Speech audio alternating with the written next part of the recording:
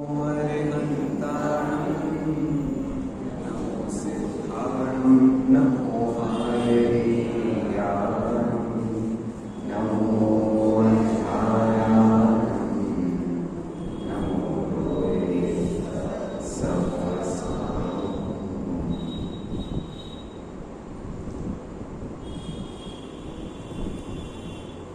Positive, ये विचार कहाँ से आता है? तो ये विचार आता ही इस धरातल पर है कि कोई व्यक्ति आपको नेगेटिव कह रहा है, तभी तो वो ये आशा में आपको जीवन जीने को कह रहा है बी पॉजिटिव। तो ऐसे आदमी की क्यों सुनते हो जो तुम्हें नेगेटिव कहता है? बात समझिए, साधारण क्या जगत में बहुत लोग आपसे ये बात कहते हैं, मोटिवेशन के लिए बात बहुत कही जाती है, बी पॉजिटिव, सकारात्मक सोच रखो। सकारात्मक सोच रखो का मतलब हम घटिया हैं, हम बेकार हैं, हम किसी काम के नहीं हैं। तो हमें ये उपदेश दिया जा रहा है कि तुम अच्छे बनो। तो बात क्या होती है, दुनिया हमेशा दो पोल्स पर चलती है। दो पोल्स मतलब दो हिस्से हैं, एक पॉजिटिव है तो एक नेगेटिव है। सप्तभंगी की क्या परिभाषा है भाई साहब? आज हम बात कर रहे थे, क्या परिभाषा है सप्तभंगी की? प्रश्नवशात एकस्मिन् वस्तुनि विधि प्रतिषेध विकल्पना सप्तभंगी। आवाज नहीं है? हाँ बताओ। तो क्या है भाई, पूरी दुनिया दो चीजों पर चलती है। दो कौन कौन सी चीजें? एक होना मतलब भाव रूप, सद्भाव रूप, और दूसरी कैसी? अभाव रूप। सद्भाव और अभाव कैसे चलते हैं? बिल्कुल हैंड इन हैंड चलते हैं। तो बार बार ऐसे व्यक्ति की सुनना अपनी लाइफ में छोड़ दीजिए जो व्यक्ति आपसे कह रहा है बी पॉजिटिव, क्योंकि उस व्यक्ति ने आप में नेगेटिविटी देखी है। इसका मतलब नेगेटिविटी जो देख रहा है वो व्यक्ति स्वयं में कैसा है? नेगेटिव।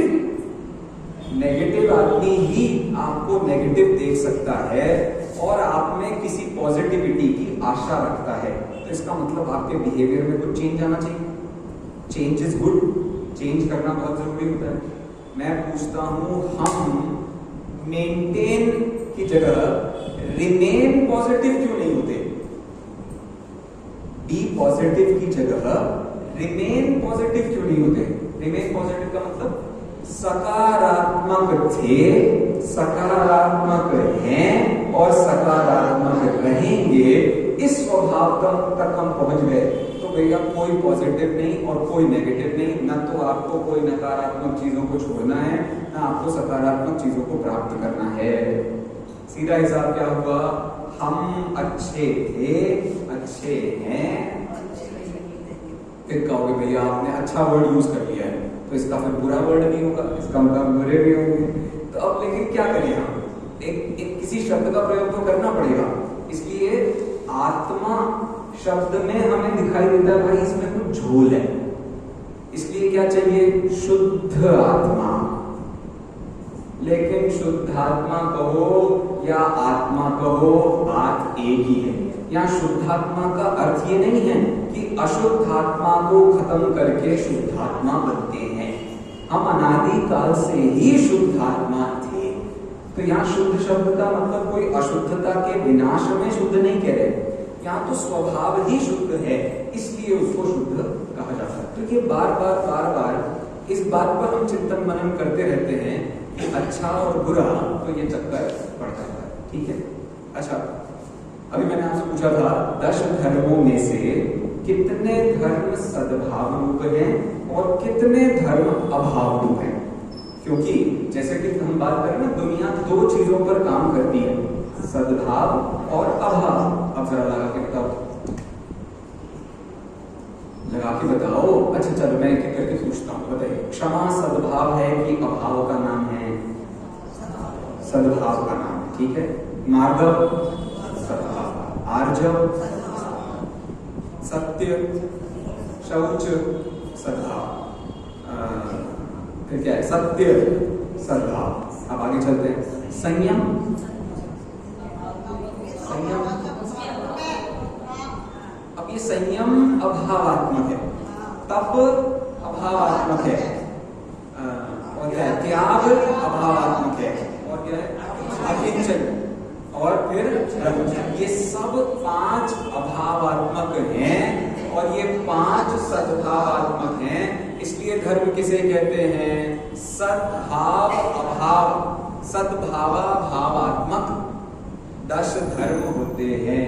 जैसे आप यदि आप मीमांसा पढ़ें तो वस्तु कैसी होती है? भावा भावात्मक। ऐसे धर्म कैसा होता है? भावा। मैं आपसे पूछता हूं, आप पापी हो या अच्छे आदमी? आप पापी हो या अच्छे आदमी? सबके जवाब कितने अलग अलग आ रहे हैं। इसका मतलब हम दोनों ही हैं। आपको बात समझ में आई? हम दोनों ही हैं, बस देखने के नजरिए की बात है। अगर हम अपने आप को अच्छा नहीं देखेंगे तो अच्छे होंगे भी नहीं। अरे हाँ जी कि ना जी? और हम अपने आप को बुरा नहीं देखेंगे तो अच्छे होने के लिए प्रयास नहीं करेंगे। बात तो एक ही हुई। बात एक ही हुई कि नहीं हुई? अच्छा बताओ, हम सब में विकार होता है कि नहीं होता?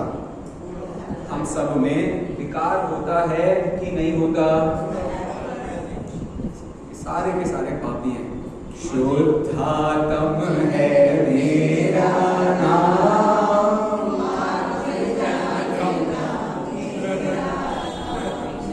ये सब हिसाब किताब आपको लगा। अच्छा बताओ, मैं दुनिया में हमेशा रहूंगा या मैं दुनिया से चला जाऊंगा? मैं दुनिया में हमेशा रहूंगा या चला जाऊंगा? अरे इससे मिक्स क्यों नहीं कर देते? मैं हर समय बने रहते हुए चला जाता रहूंगा, क्योंकि मेरा जो पर्याय स्वभाव है वो प्रति समय जा रहा है, लेकिन मेरा जो द्रव्य स्वभाव है वो कभी नहीं जा रहा है। तो सीधी सी बात है, जैन दर्शन जब वस्तु को बताता है तो उसमें ये दोनों बातें एक साथ मिक्स होती हैं। अच्छा बताओ बेटा, आपकी हाइट बड़ी है या कम है? आपकी हाइट बड़ी है या कम है? आप पूछो भैया किस से? अरे हाँ जी कि ना जी? आपकी क्लास में आपसे भी कम हाइट के बच्चे आपकी क्लास में लाइन लगवाते हैं। लाइन आप कौन से नंबर पे खड़े होते हो? भैया अच्छा इतने लंबे हो आप? अरे वाह। तो आशय समझ गया। कोई भी चीज आप बिना सब्जेक्टिविटी के नहीं कह सकते। अच्छा, सिद्ध भगवान विकारी है कि अविकारी? अभी फंस जाएंगे। सिद्ध भगवान विकारी हैं कि अविकारी हैं?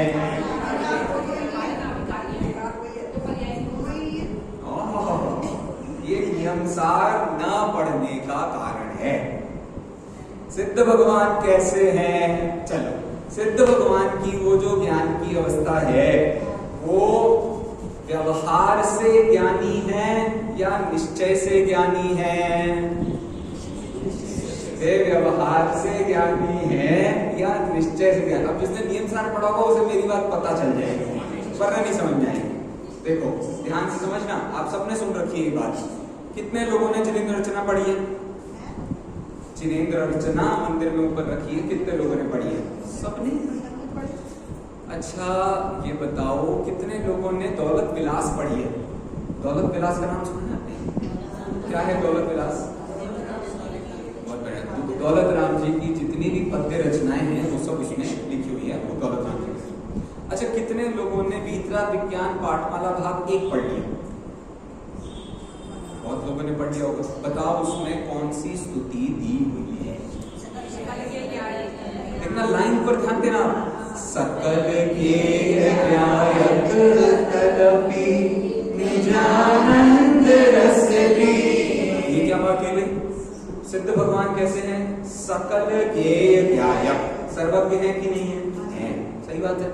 तदपि निजानंद रस ली। ये तदपि क्यों लगाया? ये क्या बात हुई? फिर भी आपके तो सिद्ध भगवान बहुत ही बढ़िया थे, फिर भी क्या कर रहे हैं आप? बात समझो, आप बात समझो। हम भी पूरी दुनिया को जानते हैं, लेकिन हमारा फिर भी कहां लगा हुआ है? अरे इधर हमारा फिर भी कहां लगा हुआ है? निजानंद भोगते हुए भी क्या करते हैं? पूरी दुनिया को जानते हैं। दोनों बातों को अंदर आपको कुछ समझ में आ रहा है? अरे बोले महावीर भगवान की।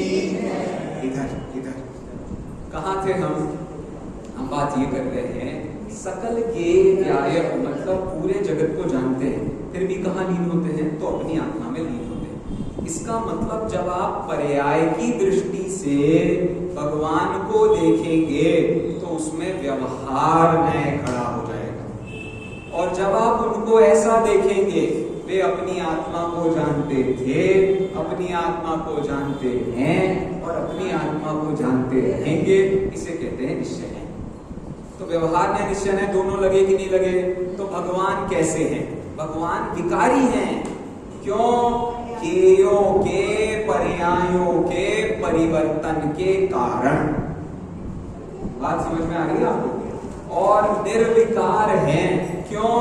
आत्मा में सभी दोषों को खत्म करने के कारण। कुछ बात ख्याल में आ रही है? वीतरागता से भगवान कैसे हैं? निर्विकारी। और सर्वज्ञता से कैसे हैं? प्रति समय उनके ज्ञान में विकार आता रहता है। कौन सा विकार आता है? वर्तमान भूत बन जाता है, भविष्य वर्तमान बन जाता है। ये विकार हो रहा है। विकार मतलब विशेष कार्य, परिणाम, बदलाव। तो हमारे जीवन में क्या है? हमारे जीवन में विकार ही बचा है, बस बदलाव बदलाव, सब कुछ बदल रहा है, सब कुछ बदल रहा है। तो हमें क्या होना है? हमें नित्य होना है, उस शुद्ध आत्मा में लीन होना है। उसकी दृष्टि से बात करें। अच्छा एक बात बताओ, शरीर होना अच्छी बात है कि बुरी बात है? शरीर होना अच्छी बात है कि बुरी बात है? अच्छी भी है, बुरी भी है। अच्छा ऐसी बात है, सिद्ध भगवान को दिलाते हैं का? अरे ये तो बताओ कौन सा शरीर? देखो, जब आप ये हाड़ मांस के शरीर की बात करते हो, हाड़ मांस का शरीर कब तक उदय में आता है? जब तक आयुर्गर्भ में। आयुर्गर्भ में कौन से गुणस्थान तक रहता है? 14वें गुणस्थान तक ये पाया जाएगा। लेकिन सिद्ध भगवान में कोई शरीर नहीं होता। पक्की बात है, सिद्ध भगवान को कोई शरीर नहीं होता। ज्ञान शरीर त्रिविध कर्म बल भरजित सिद्ध महंता, तेने निकल अमर परमात्म भोगे शरण अनंता। मतलब क्या हुआ? अरे आप बस देखने का नजरिया बताओ, देख तो हम लेंगे। तो क्या परिस्थिति होती है भाई? मैं तो आपको बता सकता हूं सोचा कैसे जा सकता है, बस। अब सोचने का काम किसका? वो आपका। क्यों भाई? जिनवाणी का यही हिसाब किताब। जिनवाणी गलत है कि सही, मुझे इतना बता दो। जिनवाणी है बिल्कुल गलत। यदि जिनवाणी सही होती तो सिद्ध भगवान खोल के बैठे होते और दिन भर पढ़ते। बात आपको समझ में आ रही है? बात मेरी समझने की कोशिश करना। मैं क्या कहना चाह रहा हूं? हर चीज इस दुनिया में दो अंग वाली होती है, एक अस्थि और एक नास्ति। पूरी दुनिया इन दो चीजों पर चलती है। जब तक आपको वो दो चीजें समझ में नहीं आएंगी, बात नहीं बनेगी। अच्छा बताओ, मैंने पढ़ाई की। क्या बोला? मैंने पढ़ाई की। ये बात कब कही जा सकती है? जब कोई पढ़ाएगा। कोई पढ़ाएगा मतलब जरूरी नहीं है ये लड़का पढ़ाएगा, कोई भी लड़का पढ़ाएगा, कोई बड़ा पढ़ा देगा। अकेले ये नहीं, ये जिनवाणी। और भाई साहब सबसे बढ़िया आपको पढ़ाती हैं आपकी नजरें। दुनिया में आपकी नजरों से ज्यादा आपको जीवन में कोई कुछ नहीं पढ़ाता।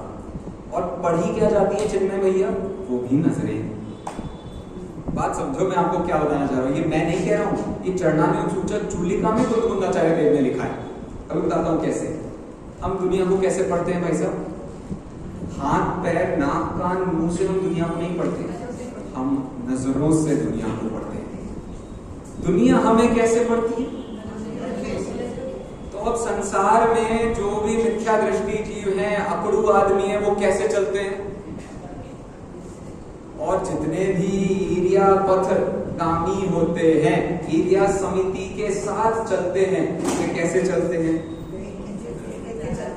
दोनों बातों में अंतर देखो। जिस आदमी को अपनी गलतियां दिख गई हैं, वो आदमी ऐसे चलता है। और जो आदमी ये समझता है मैंने दुनिया में गलती क्या की है, सब ऐसा ही है, सब दुनिया में पापी हैं, इसीलिए मैं भी पापी हूं, वो ऐसे चलता है। तो अंतर कितना हुआ? अंतर हुआ सिर्फ नजरों का। ये बात बताओ कहां लिखी है? मैंने कहा था अभी प्रवचन सार किस प्रसंग में लिखी है? तो मुनिराज कैसे होते हैं, उनकी नजर क्या होती है, उसके बारे में लिखा है। बताओ भगवान की, मुनिराज की नजर कैसी होती है? क्या लिखा है वहां? गलत जवाब, गलत जवाब। वहां लिखा है आगम चक्षु साहू। मतलब क्या हुआ इसका? जितने भी मुनिराज हैं उनकी नजरों में आगम रहता है। नजरों में आगम रहता है का मतलब वो अपनी पूरी लाइफस्टाइल इस जिनवाणी के हिसाब से डिजाइन करते हैं। उनके पूरे जीवन में एक एक काम, कोई काम संसार के लिए नहीं होता, एक एक काम जिनवाणी में जैसा कहा है उसी के आधार पर होता है। और जब मुनिराज नजर उठाकर देखते हैं तो उनके आगे भी आगम ही आगम होता है। समझो कैसे? मुनिराज ने नजर उठाई और पूरी दुनिया में सबको देखा। कैसा देखेंगे? जैसे हम होते हैं वैसे हम दुनिया को।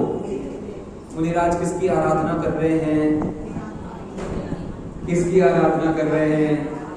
निर्ग्रंथता की भावना हो सफल मेरी, बीते अहो आराधना में हर घड़ी मेरी। मतलब क्या हुआ? एकमात्र कहां से निर्ग्रंथ होना है? निर्ग्रंथ मात्र जगत के परिग्रहों से नहीं होना है, यहां से भी निर्ग्रंथ होना है। मतलब शरीर नाम की ग्रंथि भी हमें नहीं चाहिए है। इस विचार से वो युक्त होते हैं। तो मेरा पूरे के पूरे इस प्रसंग में आपको क्या बात बतानी थी? हर जगह आपको दो चीजें नजर आएंगी। दो चीजें कौन कौन सी नजर आ सकती हैं? वो कुछ भी हो सकती है, एक सद्भाव रूप और एक अभाव। यदि धर्म पालने का नाम है तो धर्म छोड़ने का नाम भी है। समझ रहे हैं आप?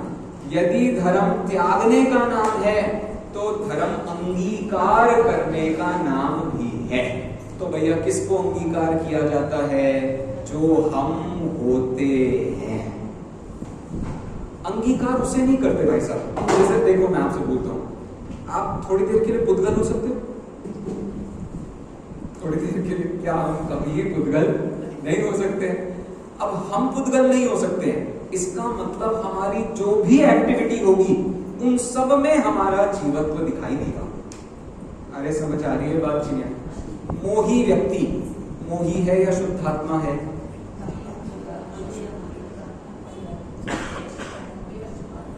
मोही व्यक्ति मोही है कि शुद्धात्मा है? एक ही बात है। और क्या कह रहा है पंडित? रागी व्यक्ति रागी है कि शुद्धात्मा है? सारा खेल आपके देखने का है। हम अपने घर में घुस के क्या देखते हैं भाई? ये मेरी बहू ऐसी है, ये मेरा बेटा ऐसा है। क्यों भाई? वी चूज, हम चूज करते हैं। आपके सामने जैसे कि बच्चा आया, वो आकर के बैठ गया। अब उस बच्चे ने तो मुझसे कहा नहीं था कि मुझे आप ऐसा जानो, मैं कितना बेकार हूं, मैं कितना अच्छा हूं, मैं कैसा हूं, मैं कैसा हूं। उसने कुछ नहीं कहा था ना आपसे, लेकिन आपने सब कुछ मान लिया। ये क्या है भाई?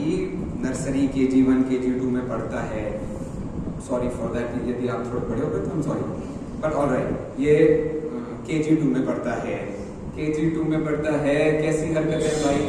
स्कूल में हर दिन पिट के आता है। फिर कैसी हरकतें हैं? ये एग्जाम के टाइम पे चीटिंग करता हुआ पकड़ा जाता है। और कैसी हरकतें हैं? नंबर परीक्षा में आते नहीं है। हमने क्या मान लिया है? ये जीव नहीं है, ये मोही है, ये रागी है, ये पापी है, ये तो सारा खेल कहाँ है? सारा खेल नजरों का है। आपकी नजर ने यदि उस पैनी दृष्टि से उस व्यक्ति में भेद विज्ञान कर लिया, आज ये व्यक्ति मोही है, कल को सिद्ध होगा, तो आज क्यों इसे मोही देखना है? जो जानता मैं शुद्ध हूँ वह शुद्धता को प्राप्त हो, जो जानता विशुद्ध वह अविशुद्धता को प्राप्त हो। मतलब जो अपने आप को शुद्ध जानता है वो शुद्धता को प्राप्त हो जाता है, जो अपने आप को अशुद्ध जानता है वो अशुद्धता को प्राप्त हो जाता है। जैसे आपने अभिषेक भैया, आपने कभी किसी बच्चे को, रोते हुए बच्चे को जिसके पैर में चोट लग गई हो, हाथ पैर में कहीं चोट लग गई, उसे चुप कराया? अच्छा बताओ, चुप कैसे कराते हैं? चीज दिखा के चुप। Oh interesting, that's a good approach.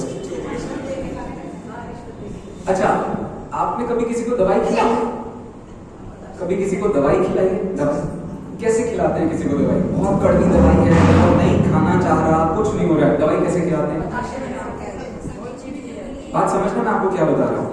सारा खेल कितनी सी बात का है, आप सामने क्या है इससे निकाल के उस व्यक्ति को जो बेहतर होता है वो दिखा देते हो।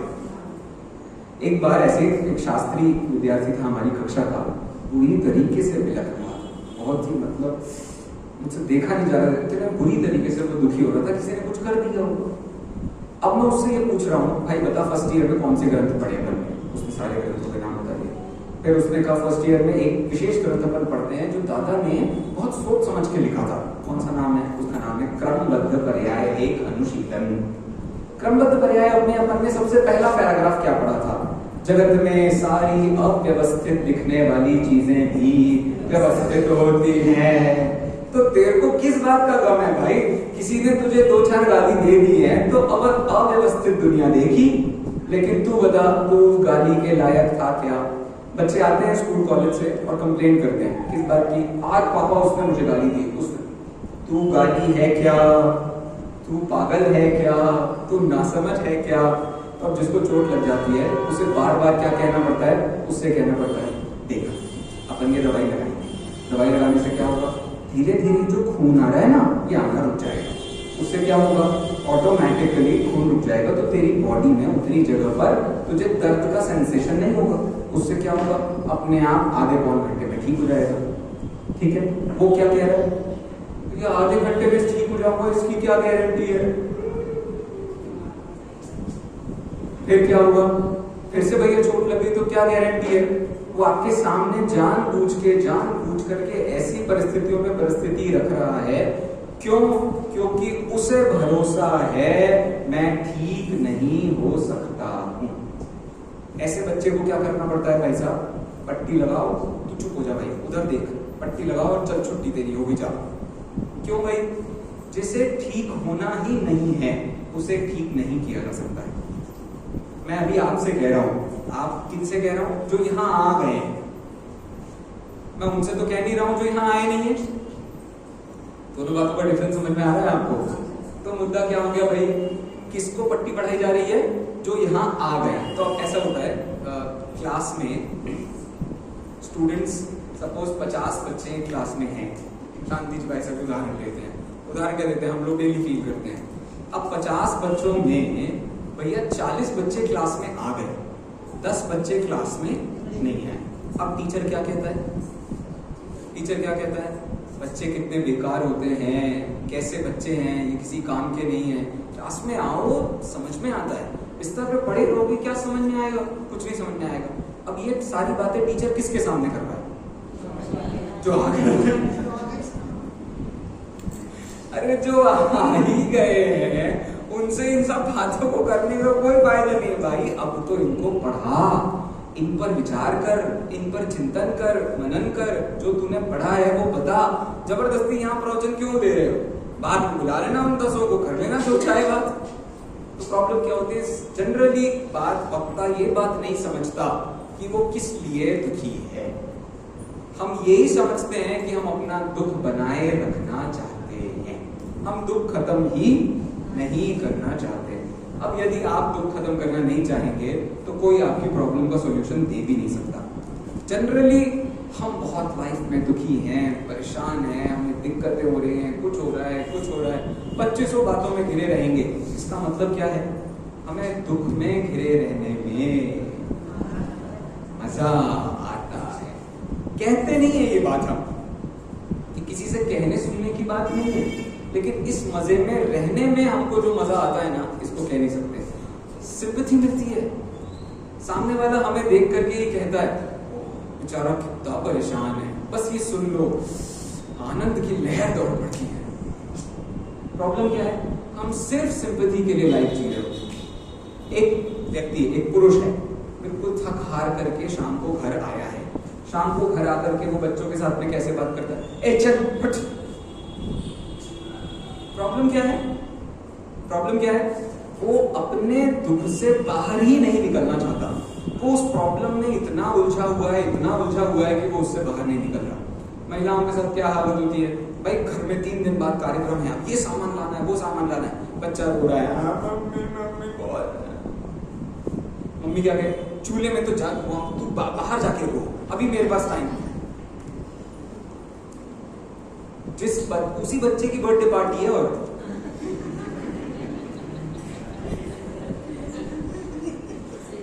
पॉइंट समझने का क्या है? पॉइंट समझने का इतना सा था, क्या जबरदस्ती क्यों तुम गुस्से में जीना प्रेफर करते हो?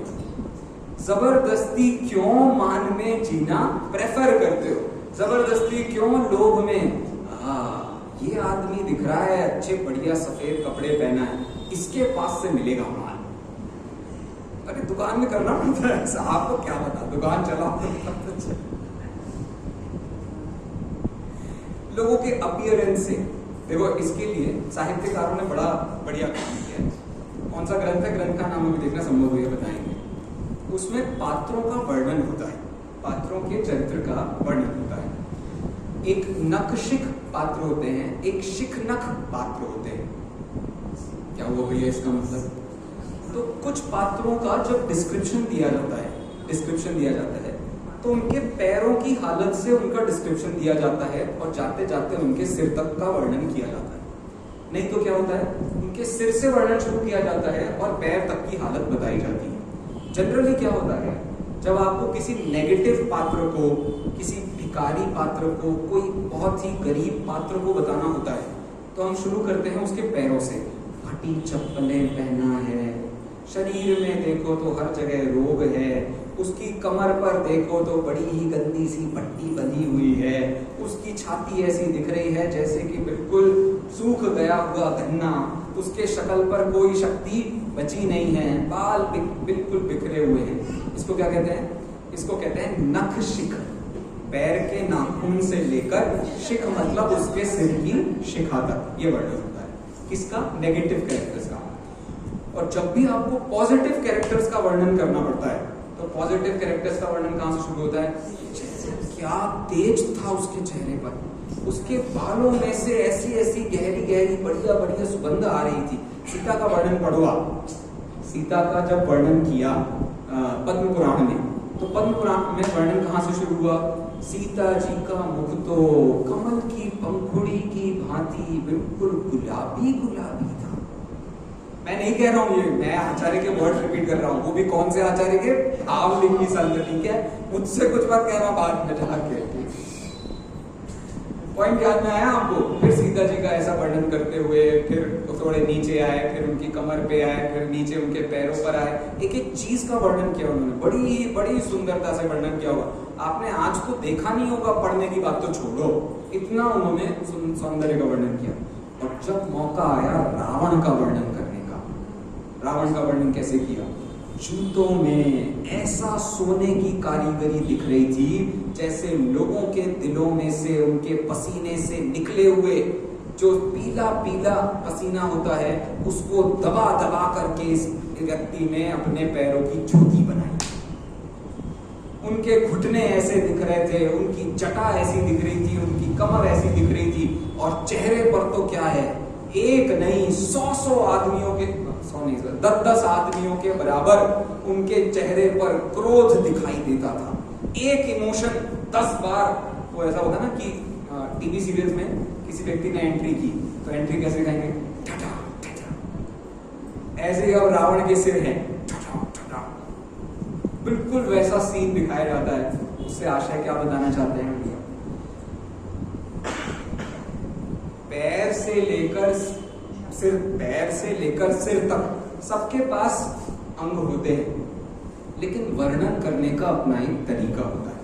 यदि संसार में व्यक्ति नित्य हूं नित्य हूं नित्य हूं, नित्य हूं से क्या सोच रहा है, मेरा दुख हमेशा बना रहेगा, मैं हमेशा दुखी रहूंगा, तो उसको क्या कहना पड़ता है, अरे बेटा ये दुख चला जाएगा। क्यों? क्योंकि ये दुख आया था, बचपन से तो तू दुखी नहीं था, किसी व्यक्ति के जाने पर तू दुखी हुआ था, अपने आप तेरे को कोई और व्यक्ति मिल जाएगा तो तू फिर से नॉर्मल हो जाएगा।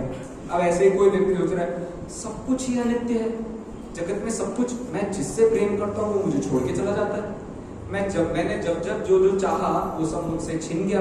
मेरे पास एक डॉल थी, मेरी मम्मी ने वो मेरी बहन को दे दी, मेरे पास एक आइसक्रीम थी, जबरदस्ती मुझसे छीन करके छोटे भाई को दे दी गई। क्या परिस्थिति है भाई, वो अनित्यता से दुखी हो रहा है। तो क्या बताया जाता है, बेटा जगत में सब कुछ तो नित्य है, देख तेरी तबीयत पहले ठीक थी तो तुझे आइसक्रीम दी थी ना, अभी तेरी तबीयत खराब है इसलिए तुझे नहीं दे रहे हैं ना, आइसक्रीम देने में हमको कोई दिक्कत नहीं है ना, नित्यता। तो जगत में ये काम बहुत ही टेम्पररी है, बहुत ही टेम्पररी है। कौन सा नित्य होता है, जगत की अनित्य होता है। वास्तविकता क्या है, वास्तविकता तो ये है जगत नित्य भी होता है और इसलिए जगत की नित्यानित्यता को छोड़ो, अपनी भी अनित्यता पर ध्यान देना और उस नित्य स्वभाव को ध्याओ। इस तरीके से उस पूरी बात को कहा जाता है। तो पूरे प्रसंग से मेरा सीधा सीधा आशय इतना सा है कि धर्मों में भी त्याग रूप धर्म अलग होते हैं और सद्भाव रूप भाव रूप धर्म अलग होते हैं। तो इन दोनों की दृष्टि से ही धर्म तैयार होते हैं।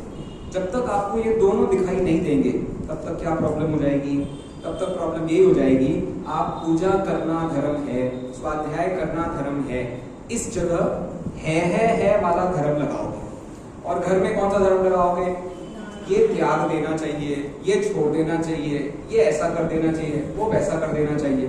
तो अब मैं कहता हूं मंदिर में यदि पूजा है का नाम है तो मंदिर में वो है तब हो सकता है जब आप घर पे राग द्वेष छोड़कर आओ। भगवान की पूजा में मजा किस दिन आएगा, उस दिन आएगा जिस दिन तुम भगवान से निर्वांछक भाव से अपने दिल की बात करोगे। शांति कहां से आती है, मैं तुम्हें बताऊं, शांति कोई हवा में से आने वाली चीज नहीं है भाई साहब, आप ही के अंदर रहती है। तो अब अशांति ने जितना उस शांति को हावी किया था, उस अशांति को घर छोड़े आओ, रास्ते पर चप्पलों के साथ छोड़े आओ, उसे कहीं भी छोड़े आओ और मंदिर में क्या ले आओ, तो आएगी तो मिलेगी। लेकिन क्या करते हैं भाई, यहाँ भी ये हिसाब लगाएंगे, वो हिसाब लगाएंगे, इसका उसका 2500 दिमाग लगाएंगे, सामान का हिसाब किताब लगाएंगे, तो ये प्रॉब्लम बनी रहती है। तो इस पूरे प्रसंग का सीधा सीधा मतलब क्या हुआ, पूजा में भी जितनी अस्ति है उतनी ही नास्ति है। तीसरे नंबर का द्रव्य कौन सा चढ़ाते हैं हम, कितने पटाख से निकला है, गुड वेरी गुड। अक्षत के लिए मंत्र क्या दिया जाता है बताओ, अरे अब सब आप ही कह दो, चलो थैंक यू। कोई भी तीर्थंकर का नाम लगा लो, उसमें चतुर्थी लगा लेना, उसके आगे कुछ बीज अक्षर बना लेना, आगे क्या बोलना है सबको एक ही बात बोलनी है, कौन सी, अक्षय पद प्राप्त ये अक्षतान निर्वपामी। ठीक है। अब यदि आपको धूप चढ़ाना है, धूप चढ़ाते हैं नहीं चढ़ाते हैं? फल के पहले आता है, फल के बाद में आता है? अब पंडित जी तुमने करी हो पूजा सो पता चले। धूप में क्या मंत्र पढ़ा जाता है? अष्ट कर्म दहनाय धूपम निर्वपामीत। अब मोक्ष अवस्था 8 कर्मों के नाश करने की अवस्था है या अक्षय पद प्राप्त करने की अवस्था है?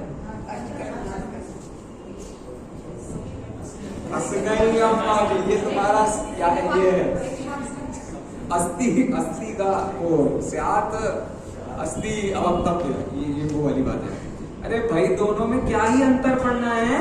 एक अस्थि से कहा है, एक बिल्कुल वही बात है। यदि आपको मैंने क्षमा धर्म को हमें धारण करना चाहिए ये कहा, तो क्या मैंने संयम धर्म के साथ बैर किया?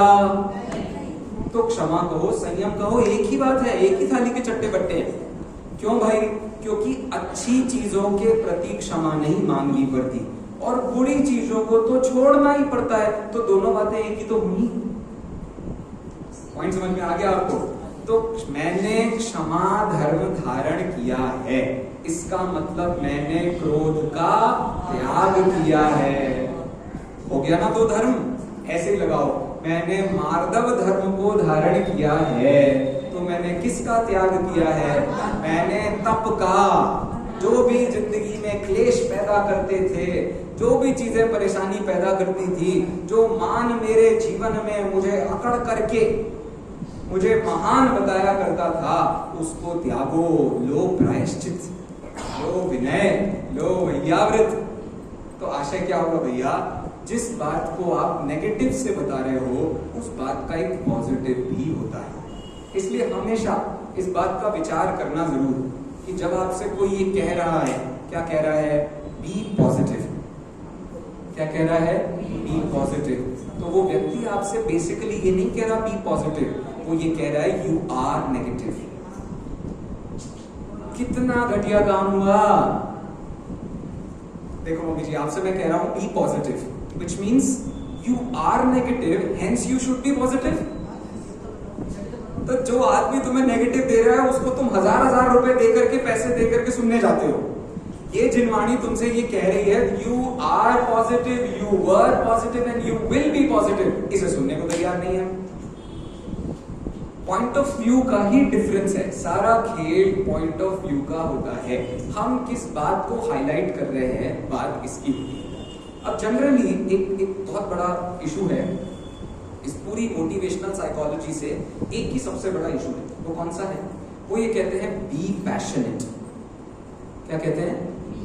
Be passionate. आपको अपनी जिंदगी में कुछ करना है, पैशन बहुत जरूरी है। कुछ कर दिखाना है तो कुछ जो भी बातें होती होगी, बहुत सुनी नहीं है लेकिन अब जितनी बात पता है वो पता है। देखो, तो बी पैशनेट से वो बेसिकली आपको ये बताना चाह रहे हैं जीवन में किसी भी चीज का जज्बा बहुत जरूरी होता है।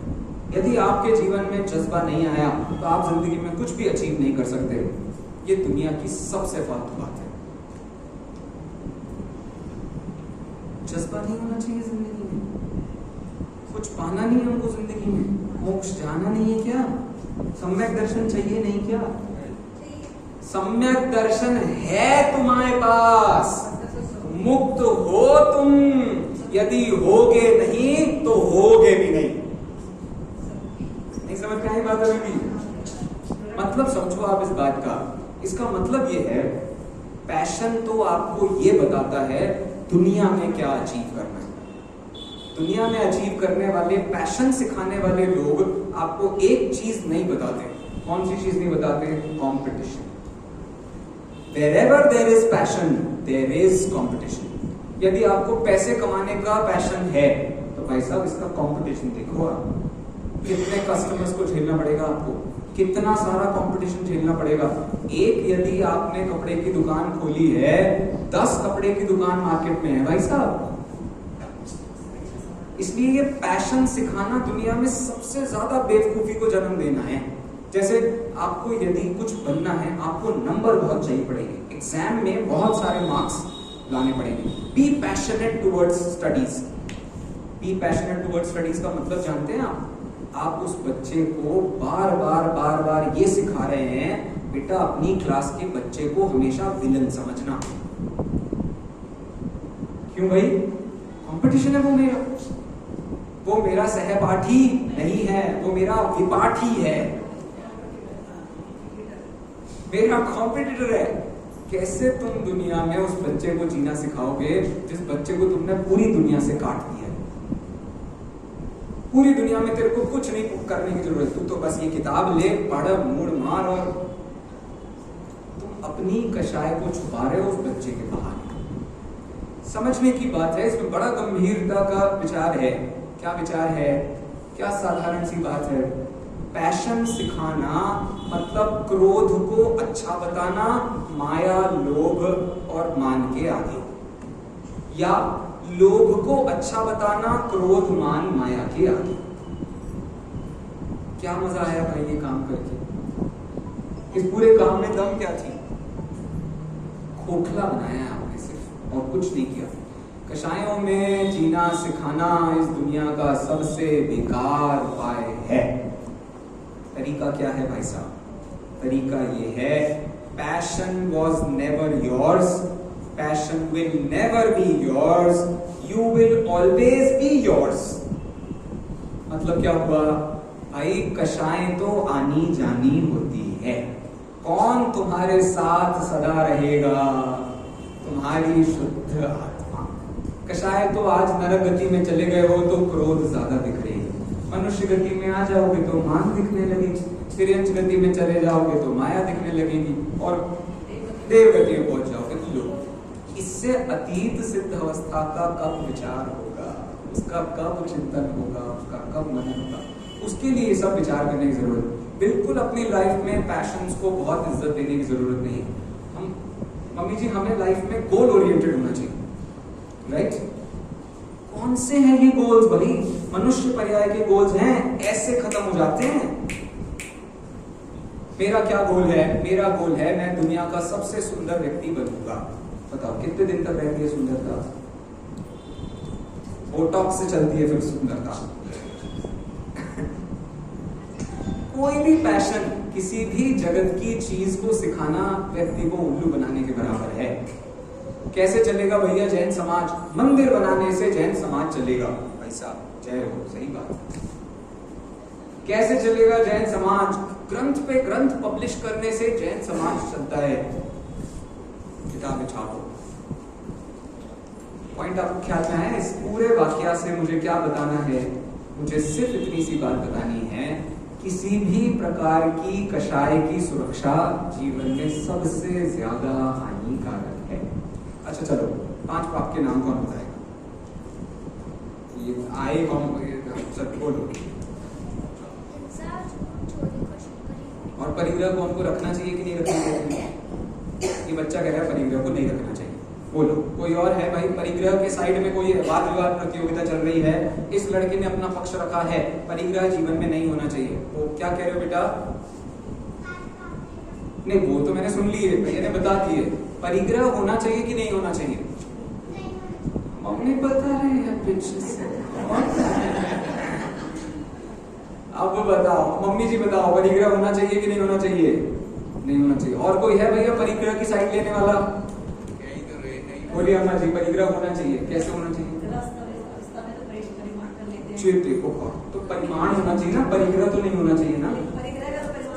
तो इस अरे तो परिग्रह का परिमाण मतलब जो परिग्रह है उसे हटाना ही है ना, खराब ही है ना वो, तभी तो हम उसको सीमित कर लेते हैं। अच्छा, वो कह रही जितना रख लिया उतना तो रखना पड़ता है। जय हो अम्मा।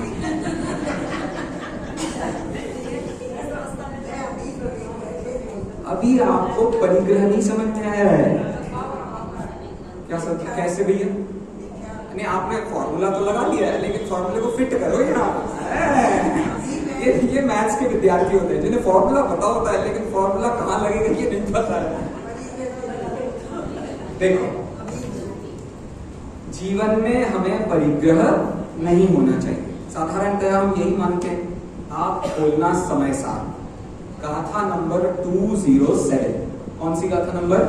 207। वहां क्या गाथा में कहा है? आत्मा ही आत्मा का परिग्रह यह जान कर इनसे निवर्तन बुध करे। मतलब क्या हुआ? अरे भैया, आत्मा का आत्मा ही परिग्रह है। आज तक संसार में तुमने ये 24 परिग्रहों को कभी अंगीकार किया ही नहीं है। तो कौन है किसका परिग्रह? ये जो शुद्धात्मा है, यही मेरा परिग्रह है। अब बताओ, परिग्रह होना चाहिए कि छोड़ना चाहिए? यदि परिग्रह छोड़ना चाहिए तो तुम ये कह रहे हो मुझे पुद्गल बनना है, क्योंकि आत्मा बना तो तुमसे कोई कभी छीन नहीं सकता। ऐसे जहां से हमने मंगलाचरण किया था, बिल्कुल वहां एक बहुत बढ़िया छंद दिया है, देखना ध्यान से सुनना। संस्कृत सरल है, किसी को समझ में आ जाए तो श्लोक का अर्थ बताना, ठीक है? धीरे धीरे बोलता हूं। आज आपकी एग्जाम है, ठीक है? देखते हैं। पक्षपातो न मे वीरे, बोलिए। पक्षपातो न मे वीरे, न द्वेषः कपिलादिषु। फिर से, पक्षपातो न मे वीरो, न द्वेषः कपिलादिषु, युक्तिमद्वचनं यस्य, फिर से, युक्तिमद्वचनं यस्य। एक आदमी बोल रहा है, इतनी आवाज आ रही है। भैया माइक है आपके पास, तस्य कार्य परिग्रहः। पूरे का मतलब क्या हुआ? किसी को पकड़ में आया क्या? बोलो अम्मा जी, जोर से बोलो, जोर से। हाँ, एक काम करो, दोनों जब मिलकर के आधा आधा बता दो ना, ऐसे क्या बात है? मेरे कोई दिक्कत नहीं, मैं कोई कंपटीशन नहीं है भाई यहाँ। Life is not a competition, life is a race, life is not a race. चलो, वहां लिखा है पक्षपातो न मे वीरे। भगवान महावीर से मेरा कोई पक्षपात नहीं है। ये भगवान महावीर कहेंगे तो ही मैं इनकी सुनूंगा, ऐसा कोई चक्कर नहीं है। फिर क्या प्रॉब्लम है भाई? न द्वेषः कपिलादिषु। कपिल आदि अर्थात जो अन्य मतावलंबी जितने भी है, हिंदू मुस्लिम सिख ईसाई कोई भी है, इनसे मेरा कोई द्वेष नहीं है। मुझे इनसे कोई द्वेष करके कुछ मिलेगा नहीं, इनसे मेरा कोई द्वेष नहीं है। लेकिन अब बताओ, फिर भी दुनिया में दो भेद तो हैं, एक जैन एक अजैन। अजैनी अपने आप को अजैन नहीं मानते, लेकिन फिर भी जैनी उनको, अरे बुरी बात नहीं, अच्छी बात है। अब देखो इसके नीचे की लाइन क्या थी? युक्तिमत् वचनम यस्य, जिसके वचन युक्ति से सही बैठेंगे। यस, युक्तिमत् वचनम यस्य तस्य कार्या परिग्रहः। उसके कार्य को अर्थात उसको हमें ग्रहण करना चाहिए। मतलब क्या हुआ? युक्ति से बात सिद्ध होनी चाहिए। यदि युक्ति से लॉजिक लगा के बात सही सिद्ध नहीं हुई, मम्मी कह रही है आपसे कि बेटा अभी गर्मियां है ना, स्वेटर पहनना चाहिए। क्या बोला मम्मी ने? गर्मियां हैं, स्वेटर पहनना चाहिए। और ठंडियां हैं तो ठंडियों में एसी, एसी मतलब वो कूल मोड पे चलाना चाहिए। सही है? अरे मम्मी कह रही है, ये ऐसा ही होता है बेटा, सच्ची ऐसा ही होता है। युक्ति से जब तक बात सिद्ध नहीं होगी, तब तक हम किसी की बात को सच्चा नहीं मानते। तो हमने भगवान महावीर को इसलिए नहीं पूज रखा है। क्यों पूज रखा है? क्योंकि हम पैदा जैन हुए थे, क्योंकि हमारे आसपास का पूरा परिवार जैन था।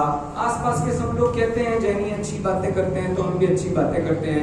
क्यों भाई? क्योंकि पूजा करने में बहुत मजा आता है, क्योंकि हमें स्वाध्याय करने में मजा आता है। ये कोई लॉजिक नहीं है भगवान महावीर का शिष्य बनने का। पूरी दुनिया में भी सारे लोग ऐसे ही हैं। आप अपने यहाँ पूजा करते हैं, कोई उसके यहाँ पूजा करता होगा। आप अपने ग्रंथ पढ़ते हैं, वो उनके ग्रंथ पढ़ता होगा। कोई आपके यहाँ कुल अपेक्षा से सारे काम करता होगा, उसके यहाँ कोई व्यक्ति पैदा हुआ है तो वो उसके यहाँ काम करता होगा। सही गलत का निर्णय कैसे होता है? सिर्फ और सिर्फ एक बात है, युक्तिमत वचनम यस्य, भगवान महावीर के वचन पढ़ो और अन्य जो मतावलंबी जितने आपको दिखाई दे रहे हैं उनके वचनों को पढ़ो, फिर दिमाग लगाओ। कहाँ दिमाग लगाओ? कौन सा वाला आपकी लाइफ के सबसे क्लोज है, कौन सा वाला आपको जीवन में सुख देने में काम आ रहा है, किसकी बात को फॉलो करके आपको लाइफ में परमानेंट इटर्नल ब्लिस, सुख शांति की प्राप्ति होती है। इस पर विचार करो, तब आपको समझ में आएगा कि मैं क्यों भगवान महावीर के सामने सिर झुकाता हूं। जब तक वो नहीं पता चला तो भाई साहब आप में और बाकी लोगों में कोई डिफरेंस नहीं है, सब एक जैसे लोग हैं। जैनियों में पैदा होकर के भी व्यक्ति नरक जा सकता है और कोई कहीं और पैदा होकर के भी स्वर्ग जा सकता है। इससे निर्णय नहीं करना है। मुद्दा ये नहीं है कि स्वर्ग नरक कैसे जाना है, मुद्दा है मोक्ष कैसे जाया जाता है, सुख की प्राप्ति कैसे होती है, जीवन में समझ कैसे डेवलप होती है। जब तक वो काम नहीं हुआ तब तक सारे काम कैसे होते हैं, अधूरे होते हैं। तो किसको ग्रहण करना है हमको? युक्तिमत वचनम। तो युक्ति से सहित जो वचन है, यदि आपने उनका ग्रहण किया तो बताओ उनको भी छोड़ दें क्या? जैसे सारे परिग्रहों को छोड़ना चाहिए, क्या ऐसे युक्तिमान व्यक्ति के वचनों को भी छोड़ दें क्या? छोड़ देंगे तो तुम्हारे पास जैन लिखने के लिए कुछ नहीं बचेगा, कुछ भी नहीं बचेगा, विचार करने को कुछ नहीं बचेगा, जगत में कोई आपके काम नहीं आएगा। तो इस पूरे वाक्य से मुझे क्या बताना था? मुझे सिर्फ इतना बताना था, दो चीजें कभी नहीं छोड़ी जाती। कौन कौन सी दो चीजें? मैं आत्मा हूं। छोड़ दोगे क्या इसको? ये वाला परिग्रह चाहिए कि छोड़ना इसको? चाहिए। दूसरा कौन सा परिग्रह चाहिए? ये जो तुम बुद्धिमान हुए हो, ये जो तुम समझदार हुए हो, ये समझदारी लाइफ में सब जगह लगाना। और ये समझदारी तुम्हें जिस ग्रंथ में, जिस शास्त्र में जहां मिले उसको ग्रहण करना, जिस जहां न मिले उसे छोड़ देना। अर्थात हर चीज परिग्रह के नाम पर नहीं छोड़ी जाती। अब बताओ हिंसा करना अच्छी बात है कि नहीं है? अरे ये देखो, ये चाहिए पाठशालाओं में, ये एग्जैक्टली ये चाहिए पाठशालाओं में। शाबाश भाई, मेरी तरफ से इस लड़के को बड़ा वाले गिफ्ट दे देना, बहुत बढ़िया। अब ये क्वेश्चन आप पूछना अपनी पाठशाला के टीचर से, घर जाके मम्मी से, वो नहीं देंगी ना जवाब तो कल पक्का सबसे पहले, आज टाइम हो गया ना अपना, तो कल मैं आपको सबसे पहले इसका आंसर दूंगा, ठीक है? लेकिन मैं पहले आपसे पूछूंगा आपने किस किस से पूछा, ठीक है? जितने लोग एक बार खड़े हो जाओ जल्दी से, अपनी आंखों का कैमरा चालू करो और सबको देखो ध्यान से, देखना सबको पकड़ पकड़ के पूछना परिग्रह क्यों छोड़ना जरूरी है, ठीक है? और किसी ने भी मना किया तो उसका नाम मुझे देना। अपन क्या करेंगे, जैसे यहाँ से सबको गिफ्ट दिए जाते हैं तो गिफ्ट के साथ डंडे भी दिए जा सकते हैं ना? अरे मैं कुछ गलत कह रहा हूँ? यदि मेरे पास आपको गिफ्ट देने का अधिकार है तो मुझे आपको डंडे देने का भी अधिकार होना चाहिए भाई। युक्तिमत वचनम यस्य, युक्ति तो दोनों जगह बराबर लगनी चाहिए। तो उस दृष्टि से पक्का पूछना, ठीक है? तो परिग्रह क्यों बुरा होता है, कौन सा बुरा होता है, वो सब भैया इस भैया को बता देना, जो भी इसके मम्मी पापा हो, जरा ध्यान से उसको बता देना। अब जरा जल्दी से, जैसे परिग्रह पर हमने बात की है, अब बताओ हिंसा अच्छी होती है कि बुरी होती है? फंस गए बच्चे। अभी परिग्रह तो अच्छा था आत्मा वाला, अब हिंसा का क्या करें? समझ में आई बात? तो बताओ, अच्छा बड़ों तो बता दो, बच्चे समझदार हो गए अपने, बड़ों का क्या करूंगा मैं? बताओ हिंसा अच्छी बात है कि बुरी बात है? अरे बुरी चीज को बुरा कहना बुरा नहीं है, बुरी चीज को बुरा कहना समझदारी है। कषाय को कषाय कहना, बुरा कहना, हे कहना, बेकार कहना अच्छी बात है। तो मोह राग द्वेष की क्या करना है? हिंसा। तब जाकर के कौन मिलेगा? आत्म स्वभाव जो कि अहिंसा भी है। अब बताओ झूठ बोलना है कि नहीं बोलना है? अभी भी कह रही है नहीं बोलना है। अरे झूठ बोलना है, किससे? झूठ से। आप झूठ से झूठ बोलोगे तो आप अपने आप सत्यवादी हो जाओगे। चोरी करनी है कि नहीं करनी है? अपने जीवन से चोरी की चोरी कर लीजिए, अपने आप आप शुद्ध हो जाएंगे। अब और कौन सा रहेगा? कुशील। कुशील करना है नहीं करना है? एक चलो आपको होमवर्क देता हूं, सबको एक होमवर्क है। आपको जाना है तत्वार्थ सूत्र खोलना है। तत्वार्थ सूत्र में अध्याय नंबर 6 सूत्र नंबर 13। क्या बोला? अध्याय नंबर 6 सूत्र नंबर 13। ये पढ़ के आना है, ठीक है? पढ़ के क्या आना है, आपको सूत्र बता ही देता हूँ यहाँ। अब आपको उसमें रिसर्च करके आना है कि भाई प्रॉब्लम क्या है, मतलब वहां कहना क्या चाहते हैं। वहां क्या लिखा है, ध्यान से सुनना। वहां लिखा है निःशील व्रतत्वं च सर्वेषां।